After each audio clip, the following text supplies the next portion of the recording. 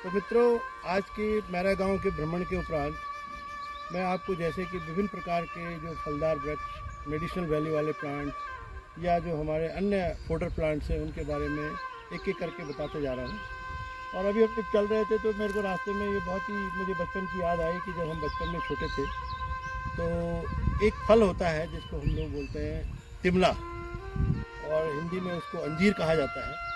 और आप जानते हैं कि तिमला और अंजीर की जो आज की डेट पे इंटरनेशनल मार्केट वैल्यू है वो लगभग 300-400 रुपये किलो ड्राई अंजीर हमको मार्केट में मिलता है।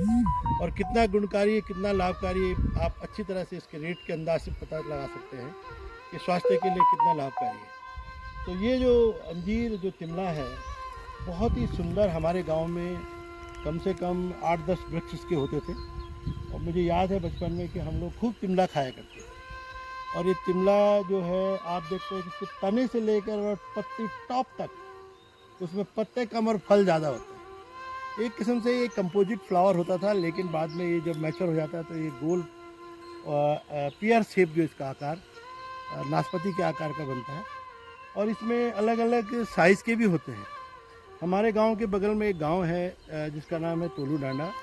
इस क्षेत्र का सबसे बड़ा तिमला उसी गांव में होता था और आज भी होता है। उसका साइज़ लगभग इसके तिगुना है और वो बहुत ही स्वादिष्ट भी है, खाने में बहुत ही टेस्टी, मिठास भरा।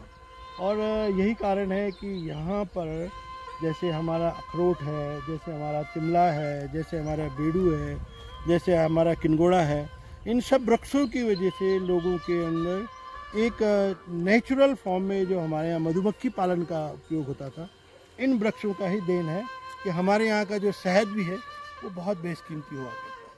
तो ये थे हमारे गांव की एक बहुत नायाब वृक्ष जिसको मैं आपसे रूबरू करा रहा हूँ, वो है तिमला और मेरे बचपन की याद। और साथ में अन्य वृक्ष अखरोट, मंदार, काफल, भीमल, पैया, ये सारे वृक्ष हमारे बहुत याद दिलाते हैं मेरे बचपन की कि कैसे मैंने अपना जीवन इनके बीच में गुजारा है। और आज मुझे बड़ा आनंद आ रहा है, कुछ वृक्ष दिख रहे हैं, कुछ विलुप्त हो गए हैं और शायद है कि कुछ नए भी आने वाले होंगे। जैसे कि घास है, ये वाइल्ड ज़्यादा यहाँ पे ग्रो कर रही है। ये है गुइराल। गुइराल बोले तो हिंदी में कचनार। और आप जानते हैं कि ये कचनार, इसकी हमारे हिंदी साहित्य में और संस्कृति में, लोकगीतों में बहुत ही महत्वपूर्ण स्थान है। नैन सिंह नेगी जी हो या लता मंगेशकर हो, मैंने देखा है कि इनके ऊपर इस तरह के जो हमारे सिंबल थे उत्तराखंड के, पुष्प और ये वृक्ष, इनके संरक्षण को देखते हुए लोगों ने इस पर बहुत अच्छी कहानी, बहुत अच्छे गाने बनाए। और ये भी हमारे मेरा गांव की एक बहुत पहचान रही है कि यहाँ पे गुइराल जैसा या कचनार जैसे ये पेड़ बहुत हुआ करते थे।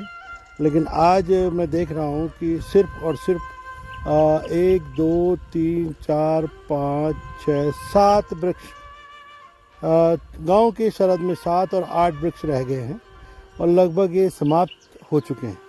जैसे कि आप देख रहे हैं भीमल भी बिल्कुल अब ख़त्म की कगार पे है। दूसरा वृक्ष यहाँ पे होता था, मंदार बोलते थे इसको, और ये मंदार के वृक्ष, नीम के वृक्ष, भीमल के वृक्ष, तुंड के वृक्ष और काफल और बांस तो हमारा ऊपर जंगल घरा पड़ा था। और इस प्रकृति के बीच में ये जो बायोडाइवर्सिटी है, ये धीरे धीरे मुझे लगता है कहीं ये अपना रूप बदलती जा रही है। विगत 70 सालों में मैं देख रहा हूँ कि जो इस तरह के वृक्ष थे जिनका कि पानी से सीधा सीधा संबंध होता था, वो अब विलुप्त की कगार पर है। और जहाँ हमारा घना बांज का जंगल हुआ करता था, आप देखें गांव के ऊपर, उसको धीरे धीरे चीड़ ने, पाइनस ने ऑक्युपाई कर लिया है। और शायद यही कारण है कि जो ये नाला कभी किसी ज़माने में बहुत पानी का स्रोत होता था हमारे लिए, और जिसकी वजह से हमारा ये नीचे पानी का जो नौला है, धारा नीचे दिखाई दे रहा होगा आपको, ये आज बिल्कुल ड्राई की कगार पे आ गया। और पहली बार 60-70 सालों में ये पानी का नाला हमारा सूख गया है। तो ये था एक अनदर बहुत ही महत्वपूर्ण वृक्ष कचनार। और मुझे याद आई अपने बचपन की। और इस कचनार के पेड़ में, जो कि अब काफ़ी टूट भी चुका है, खाली 1-2 टहनी इसकी रह गई, इससे हम हमेशा इसकी कलियाँ ले जाते थे और आजकल इसकी सब्ज़ी बनाया करते थे। तो ये है कुछ बायोडाइवर्सिटी, कुछ हमारे यहाँ के वृक्ष, कुछ हमारे यहाँ के पेड़ पौधे, उनसे मैं अवगत करा रहा हूँ ग्राम मैरा से। बहुत बहुत धन्यवाद। मैरा गांव से अपने इन वृक्षों के साथ डॉक्टर MP.S. बिष्ट। नमस्कार।